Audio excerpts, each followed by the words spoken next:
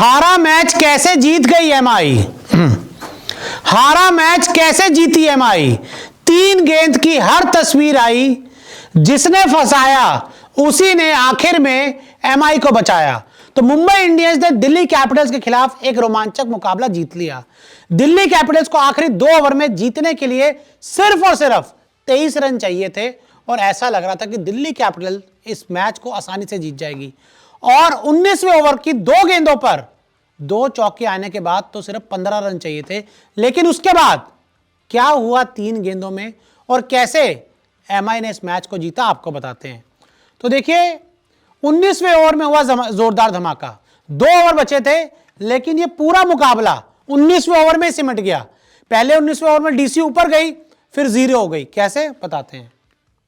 तो देखिए, पहली गेंद कोई रन नहीं आया। बल्लेबाज आशुतोष थे, गेंदबाज थे बुमराह। तो उन्होंने शॉट खेला, लेकिन उन्होंने कोई रन नहीं लिया, क्योंकि आशुतोष को था कि भाई वो इस मैच को खत्म कर सकते हैं। दूसरी गेंद आशुतोष ने चौका जड़ा।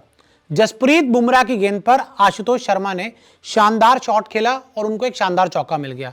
ऐसे में जो आखिर में फिर चाहिए थे, आपको 19 रन चाहिए थे तकरीबन। ये 10 गेंदों पर 19 रन आराम से बनते हैं। अब तीसरी गेंद पर क्या हुआ? तीसरी गेंद आशुतोष की दूसरी बाउंड्री। लगातार 2 गेंदों पर जसप्रीत बुमराह की 2 बाउंड्री जड़ दी और 15 रन चाहिए थे 9 गेंदों पे।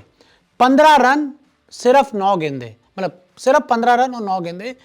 चेस करना बहुत ही आसान था दिल्ली कैपिटल्स के लिए और ऐसा लग रहा था कि यहां से आशुतोष शर्मा एक बार फिर हीरो बनेंगे और दिल्ली कैपिटल्स को मैच जिता देंगे।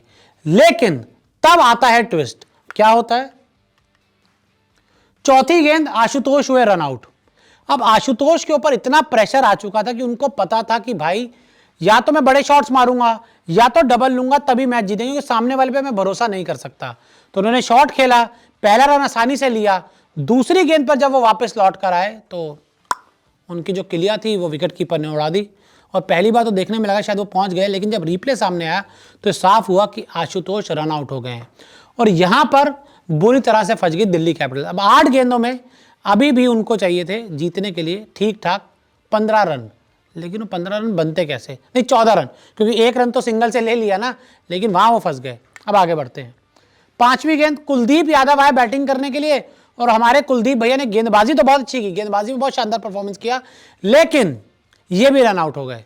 पहला रन तो इन्होंने भी अच्छे से ले लिया, लेकिन दूसरे रन लेने के चक्कर में कुलदीप यादव रन आउट हो गया। हालांकि मुझे नहीं समझ आया कुलदीप ने दूसरे रन के लिए क्यों किया, क्योंकि सामने जब आपके स्टाक खड़े तो आप उनसे भी उम्मीद कर सकते हैं कि वो रन बना लेंगे। आपको ऐसे में रिस्की रन लेने की जरूरत नहीं थी। तो ऐसे में 1 रन तो आ गया, लेकिन आपका एक और विकेट चला गया। अब आपके पास आखिर में 1 ही विकेट बचा था और जीतने के लिए अभी भी आपको 13 रन बनाने थे और जो गेंदें बची थी 7। तो यहाँ से धीरे धीरे जो चीज़ें थी मुश्किल होती गई दिल्ली कैपिटल्स के लिए। और फिर इस ओवर की 6ठी गेंद पर मोहित शर्मा जो आए बैटिंग करने के लिए, वो भाई साहब भी रन आउट हो गए और इस रन आउट के साथ ही दिल्ली कैपिटल्स मैच हार गई और मुंबई इंडियंस हारा हुआ मैच आसानी से 12 रनों से जीत गई। देखिए, इससे पहले जो मुंबई इंडियंस 2 मैचेस हारे थे उसमें तो भाई बहुत अनलकी रहे थे, वो जीते हुए मैचेस हार गए थे, लेकिन यहाँ पर एमआई ने हारा हुआ मैच जीत लिया और वो भी जसप्रीत बुमराह की बात करनी होगी। क्योंकि देखिए, जसप्रीत बुमराह ने 2 चौके खाए, लेकिन उसके बाद उन्होंने आशुतोष को कोई गलत गेंद नहीं दी चौका मारने के लिए, क्योंकि अगर तीसरी गेंद भी वो पड़ जाती, दोनों छक्का आ जाता तो वहीं से चीज़ें खराब हो जाती। तो बुमराह ने बड़ा शानदार कमबैक करवाया। गेंद को ऐसे रखा कि गेंद बाउंड्री पार नहीं जा पाई।